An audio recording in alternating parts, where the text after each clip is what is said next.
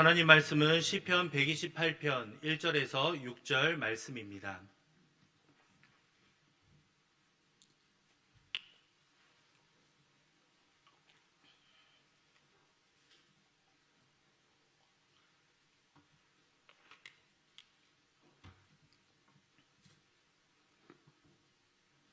시편 128편 1절에서 6절 교독합니다. 여호와를 경외하며 그의 길을 걷는 자마다 복이 있도다. 내가 내 손이 수고한 대로 먹을 것이라. 내가 복되고 형통하리로다. 내 집 안방에 있는 내 아내는 결실한 포도나무 같으며 내 식탁에 둘러앉은 자식들은 어린 감람나무 같으리로다. 여호와를 경외하는 자는 이같이 복을 거둘 것이로다. 여호와께서 시온에서 내게 복을 주실지어다. 너는 평생에 예루살렘의 번영을 보며 내 자식의 자식을 볼지어다. 이스라엘에게 평강이 있을지로다. 아멘. 여호와를 경외하는 자가 얻는 복이라는 제목으로 함께 말씀을 나누겠습니다. 오늘 읽은 시편 128편은 여호와를 경외하는 것이 얼마나 중요한가를 말해주고 또한 이를 축복하는 노래 가운데 하나입니다. 시가서에는 여호와를 경외하는 것이 얼마나 중요한가에 대해서, 그리고 이것이 바로 지혜의 근본이다라는 사실을 잘 말해줍니다. 잠언 1장 7절 말씀을 볼까요? 잠언 1장 7절입니다. 함께 읽겠습니다. 여호와를 경외하는 것이 지식의 근본이거늘 미련한 자는 지혜와 훈계를 멸시하느니라. 아멘. 잠언 9장 10절입니다. 한 번 더 읽어볼까요? 9장 10절입니다. 여호와를 경외하는 것이 지혜의 근본이요 거룩하신 자를 아는 것이 명철이니라. 아멘. 욥기를 보면 욥을 평가할 때에도 다음과 같이 표현을 했습니다. 1장 1절과 8절입니다. 연달아 읽어보겠습니다. 우스 땅에 욥이라 불리는 사람이 있었는데 그 사람은 온전하고 정직하여 하나님을 경외하며 악에서 떠난 자더라 라고 했고, 8절을 보면요, 여호와께서 사탄에게 이르시되 내가 내 종 욥을 주의하여 보았느냐. 그와 같이 온전하고 정직하여 하나님을 경외하며 악에서 떠난 자는 세상에 없느니라. 아멘. 시가서에서는 이처럼 반복해서 여호와를 경외하는 것이 얼마나 중요한가를 말해줍니다. 전도서 12장을 봐도 이렇게 말씀합니다. 13절인데요. 일의 결국을 다 들었으니 하나님을 경외하고 그의 명령들을 지킬지어다. 이것이 모든 사람의 본분이니라. 마지막 시편 111편을 보면요, 10절은 이렇게 말씀합니다. 여호와를 경외함이 지혜의 근본이라. 그의 계명을 지키는 자는 다 훌륭한 지각을 가진 자이니 여호와를 찬양함이 영원히 계속되리로다. 아멘. 네, 그렇습니다. 여호와를 경외한다라는 것을 시가서에는 반복해서 얼마나 중요한가를 말해주고 있죠. 지식의 근본이다. 지혜의 근본이다. 그리고 이것이 바로 우리가 살아갈 때 가장 중요한 핵심 요소이다라는 것을 반복해서 말해줍니다. 그렇다면 이 여호와를 경외하다 할 때 경외라는 것은 어떠한 뜻이겠습니까? 경자는 공경하다라는 의미이고요, 외자는 두려워하다라는 의미입니다. 이 두 가지가 참 함께 사용된다라는 것이 우리에게는 익숙하지가 않습니다. 공경한다라는 단어에는 사랑한다, 신뢰한다라는 의미가 담겨 있고요, 외에는 두려워하다라는 의미가 있기 때문이겠죠. 그런데 성도님들, 이 경외라는 단어는 오직 하나님께만 사용할 수 있는 표현입니다. 하나님이 우리의 창조주이시며 구원자이시기 때문에 그분에게만 우리는 경외합니다라는 표현을 사용할 수 있는 겁니다. 이것이 바로 우리가 합당히 드릴 인간의 태도이다라고 성경 우리에게 알려주고 있습니다. 경외를 해도 되고 내 상황들이 불편해지면 경외하지 않아도 됩니다라는 선택사항이 아니라는 겁니다. 반드시 우리가 하나님을 두려워하고 또한 하나님을 공경함으로 그분을 대해야 한다라고 계속해서 성경 우리에게 알려주고 있는 겁니다.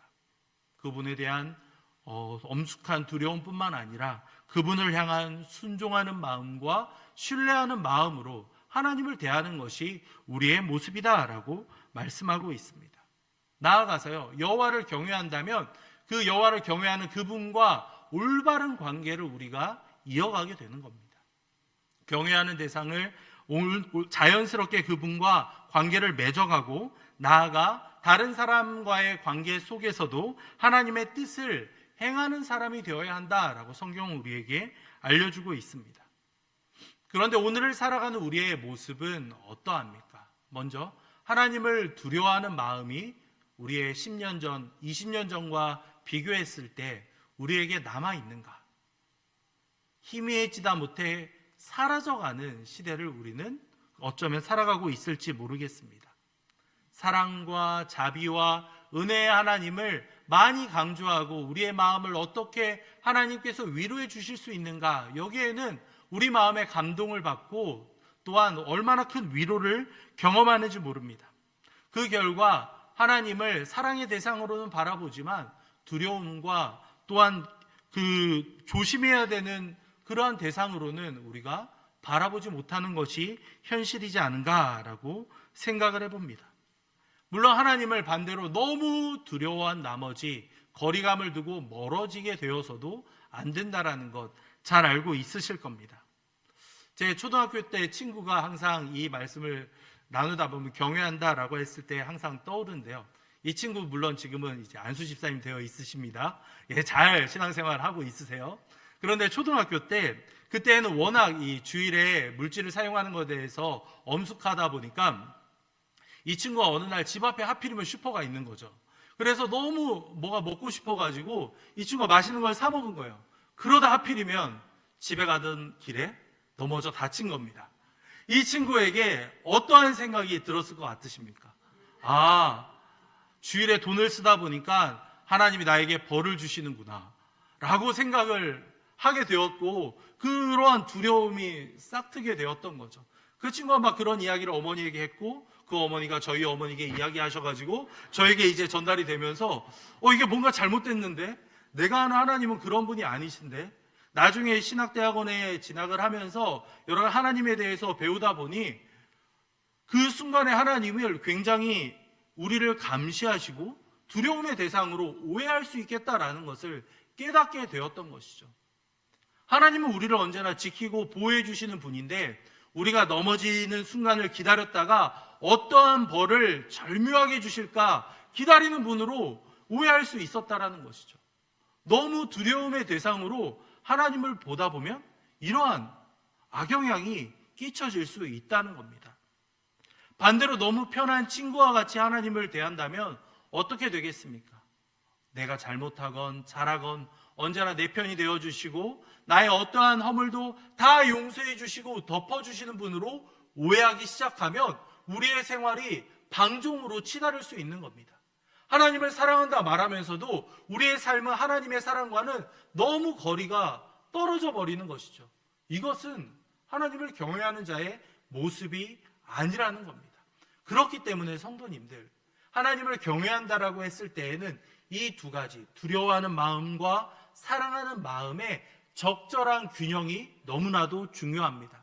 한쪽으로 치우치다 보면 은혜가 사라져 버릴 수 있고, 또 다른 부분으로 치우치다 보면 하나님에 대한 그 근본, 그 공의 하나님을 놓쳐버릴 수가 있다는 겁니다. 그렇기 때문에 그 사람이 얼마나 균형 있게 하나님을 바라보고 그 신앙을 갖추어 가느냐가 바로 그 사람의 모습을, 건강한 신앙을 말해준다라고 볼 수 있겠습니다. 하나님을 사랑하면서도 또한 두려워하는 마음으로 그분을 대하는 것이 얼마나 중요한가, 우리 자신에게 한번 질문해 보시기 바랍니다.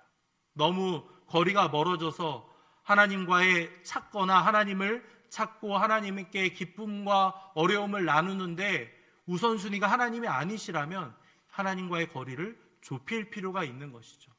너무 격이 다 허물어져 버려가지고 두려움이 사라져서 내 마음대로 신앙생활하고 있다면 다시 한번 그분이 어떠한 희생을 통해서 우리를 구원의 길로 이끌어 주셨는가를 생각해 볼 필요가 있다는 겁니다. 우리 모두 하나님께 복을 받고 우리의 삶이 평탄하기를 원합니다. 그런데요, 이것보다도 더 중요한 것은 바로 하나님을 경외하고 있는가? 우리 삶 가운데 하나님이 살아 숨쉬고 계신가를 돌아볼 필요가 있다는 겁니다. 하나님을 진정으로 경외하는 의미를 깨달으면서 함께 주님이 주시는 복을 또한 누리며 나아갈 수 있는 저와 여러분이 되기를 간절히 소망합니다. 오늘 말씀을 보면요, 여호와를 경외하는 사람이 얼마나 행복한가, 그 행복의 선언이 1절부터 3절까지 기록되어 있습니다. 1절입니다. 한 번 더 읽어볼까요? 1절입니다. 함께 읽겠습니다. 여호와를 경외하며 아멘. 여호와를 경외하며 그의 길을 걷는 자마다 복이 있도다 라고 말씀하고 있습니다. 우리말 성경을 보면 마지막에 복이 있도다 라고 끝나고 있지만요, 원어 성경을 보면 이러한 선언으로, 선포로 시작하고 있는 겁니다. 복이 있습니다, 복이 있도다 라고 하면서 여호와를 경외해야 됩니다, 여호와의 길을 걸어가야 합니다 라고 이렇게 표현하고 있는 것이죠. 이 감탄사를 통해서 하나님을 잘 믿고 경외하여 그분의 말씀대로 살아가는 사람들을 얼마나 하나님께서 지키고 보호하시는가를 살펴볼 수 있다는 겁니다. 성도님들, 이 선언에는 힘이 있습니다. 이러한 경험을 가지고 있고 여호와를 경외함을 통해서 은혜를 누린 사람들은 그 말을 할 때 이 힘이 실리기 마련입니다. 여호와를 경외할 때 복이 있습니다. 여호와의 길을 걷는 자마다 복이 있습니다. 이 은혜를 누린 사람이 하는 말과 그 은혜를 아직 진정으로 경험하지 못한 사람이 하는 말에는 차이가 있다는 겁니다.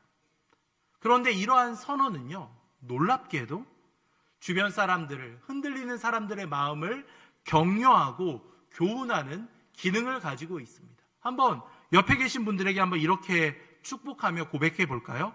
여호와를 경외하면 복됩니다. 한번 인사해 보실까요? 여호와를 경외하면 복됩니다. 네, 한 번 더 인사할 때는요, 여호와의 길을 걷는 자마다 복이 있습니다. 해볼까요?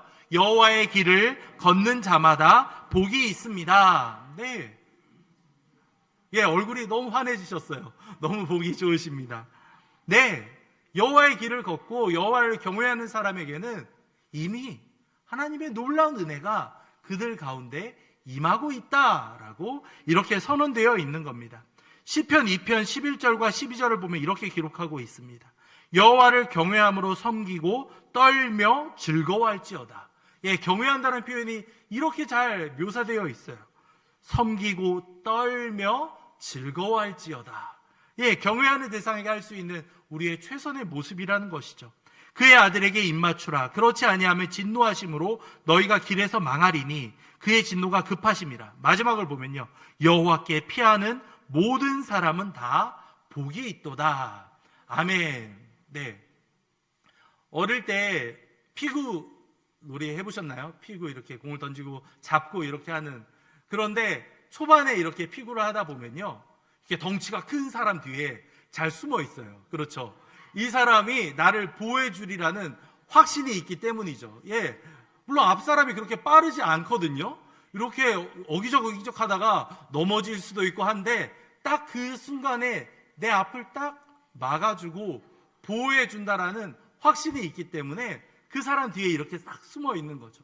그러다가 이제 그 사람이 아웃이 돼서 나가고 빠른 사람이 막 피하다가 이렇게 승패가 나뉘게 되죠. 그렇게 뒤에 숨을 수 있는 거는요, 이 사람이 나를 보호해 줄 수 있다라는 믿음이 있기 때문입니다. 그런데 성도님들, 하나님께 피하는 것은 이 앞에 엄청나고 큰 든든한 사람이 서는 것과는 비교할 수 없는 힘이 있다라는 겁니다. 하나님께 피하면 모든 살아갈 길을 열어주시고, 하나님께 피하면 보이지 않던 길이 보이기 시작하고, 하나님이 우리를 보호해 주신다는 확신이 있기 때문에 우리는 그분께 몸을 맡길 수 있는 겁니다. 우리의 몸을 던질 수 있는 것이죠. 하나님이 우리의 피할 길이 되시기 때문입니다. 1절 후반부를 보면요, 여호와의 길을 걷는 사람이다 라는 표현이 등장하는데요, 이것은 바로 하나님께서 시내산에서 이스라엘 백성들에게 주신 그 율법과 뜻에 대한 은유적인 표현으로 사용이 되었습니다. 우리가 오전 예배 때 고백했던 그 10계명의 신앙 고백과 같이 그 10계명과 10가지 계명과 같이요, 이 법을 따르고 걸어가는 이들에게 이와 같은 하나님의 복이 있다라고 성경 우리에게 알려주고 있는 겁니다. 하나님의 길을 걸어간다라는 것이 바로 그분의 율법을 묵상하며 지키며 살아간다라는 것을 말해주고 있기 때문입니다. 반대로 그 길을 걸어가지 않고 스스로 그 길에서 이탈하게 되면 어떻게 되겠습니까? 재앙을 당한다라는 경고의 말씀이 바로 이와 같은 표현이라는 겁니다. 이어지는 2절과 3절을 보면요, 이 시를 읽고 고백하는 대상을 향해서 말하고 있습니다. 1절이 3인칭 여호와를 경외하는 사람들을 향한 표현이었다라면 이 2절과 3절은 이 성전에 올라가는 노래를 통해서 여호와의 성전을 향해서 가는, 즉 이 자리에 함께 예배하고 있는 자들을 향하는 그러한 권면의 내용이다라고 보시면 되겠습니다. 2절을 보면 내 손, 내 집, 내 아내, 내 식탁이라는 표현이 반복해서 나오고 있습니다. 이것은 그 당시에 왕이라든가 권력자라든가 제사장과 같은 특별한 사람만을 지칭하는 것이 아닙니다. 평범하게 하나님의 뜻대로 살아가기 원하는, 그 가운데에서 일하고 있는 모든 사람을 향해서 이와 같이 표현하고 있는 겁니다. 손으로 수고한 그 사람들, 근면함으로 살아가는 이들이 여호와를 경외함으로 말미암아 그렇게 하나님이 은혜를 베풀어 주실 것이다 라고 말해주는 겁니다. 하나님의 뜻대로 일하고 사는 모든 사람들이 누릴 수 있는 복이 바로 이와 같다라고 표현을 하는 것이죠. 2절과 3절 다시 볼까요? 수고한 대로 먹을 것이다. 복되고 형통할 것이다. 내 집 안방에 있는 내 아내는 결실한 포도나무 같으며 내 식탁에 둘러앉은 자식들은 어린 감람나무 같으리로다 라고 말하고 있습니다. 당시 이스라엘 사람들은 농사나 목축을 하고 있었죠. 그 모든 면에서 그들에게는 몸이 아프거나 병충해가 일어나거나 자연재해가 일어나거나 사회적인 착취나 억압이나 대적들의 침입이 있다면 그들이 수고한 농사들이 다 허사가 될 수 있었습니다. 그렇기 때문에 그 모든 것을 막아주고 지켜주시는 분이 바로 하나님이시다라고 고백을 할 수 있었던 겁니다. 일할 수 있는 건강을 주시는 분, 적절한 햇빛과 비를 주셔서 풍성한 열매를 맺게 하시는 분이 하나님이시다라고 고백을 하고 있었던 겁니다. 그렇기 때문에 이들이 복되고 형통하다라고 그렇게 표현을 하고 있었죠. 형통하다라는 뜻은 이 토브라고 해서 잘 되었다. 또 창세기에서 보면 보시기에 좋았더라라고 할 때도 사용이 되죠. 이것은요, 물질적인 면에서의 복만을 말하는 것이 아니라 모든 면에서 좋았다, 잘 되었다, 형통하고 번영하였다라는 것을 말해주고 있습니다. 여호와를 경외하는 자들에게 이러한 형통함이 따라올 수 있다라고 성경 우리에게 약속하고 있는 겁니다. 가정에서의 복도 이야기하고 있죠. 결실한 포도나무 같고 식탁에 둘러앉은 자식들은 어린 감람나무 같다. 가정에서의 은혜를 이렇게 표현하고 있는 겁니다. 이스라엘에게 포도나무와 감람나무는 너무나도 유용한 그러한 나무들이었습니다. 이 둘은 이스라엘의 농사에서 가장 중요한 역할을 해왔기 때문이죠. 그래서 이 두 나무가 성경에서, 구약 성경에서 같이 등장할 때가 너무나도 많은 겁니다. 이 두 나무 다 수명이 길었다고 합니다. 그리고 이스라엘 백성들의 생활에도 매우 중심적인 역할을 하는 식수를 위한 포도주나 그리고 기름을 생산하고 있었고, 이 두 나무가 이스라엘을 대표하는 나무로 이렇게 사용이 되었습니다. 그렇기 때문에 자식들이 밥상에 둘러앉았다라고도 이렇게 표현을 하고 있죠. 이제 가정의 날 5월을 맞이해서 여러분들 가족 모임을 다 계획하시거나 이미 하신 분들도 있을 겁니다. 부모님들과 함께 이렇게 같이 모여서 식사를, 교제를 하게 되면서 자녀들과 손주들을 바라보는 할아버지 할머니들의 마음은 어떠십니까? 다 보기만 해도 배부르다라는 느낌을 받으실 겁니다. 이렇게 둘러앉아 있는 모습을 바라보면서 하나님이 우리 가정에 베푸신 은혜가 얼마나 크고 감사한가, 얼마나 큰 은혜를 베풀어 주셨는가, 우리가 그렇게 고백할 수 있는 것 아니겠습니까? 이 감람나무는 늘 풀을 얻기 때문에 장수와 풍요를 상징했다고 합니다. 기름을 생산하고 그리고 나무의 목재로도 사용되었다고 합니다. 여호와를 경외하는 자가 이처럼 푸르르고 장래가 촉망되는 많은 자녀들과 함께 이렇게 하나님이 주시는 풍요를 누리는 모습을 상상해 보시기 바랍니다.